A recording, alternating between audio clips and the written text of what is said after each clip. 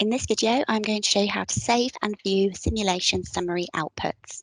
These are all the parameters and graphs you see when running your simulations, and this method means you can save all of this data and refer back to it after your simulation has finished. So initially, I have my simulations already loaded into my project, and on the Home tab, I'm going to click on the General button. This opens the application settings window. I'm then going to go to the Project Settings tab and check this box here to save the simulation summary files. I'll then apply and click OK to the little pop-up and then close out of this window. Now I'm simply going to run my simulation in the ordinary manner. Now this method works for your 1D River, 1D Urban, 2D or integrated simulations. I'll wait until my simulation has completed.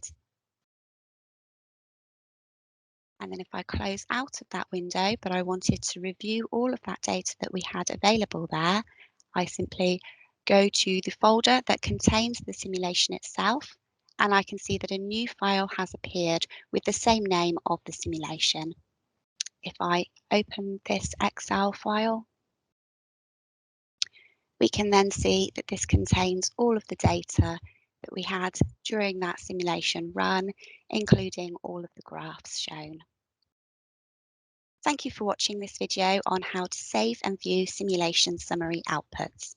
For further information, please visit www.floodmodeler.com.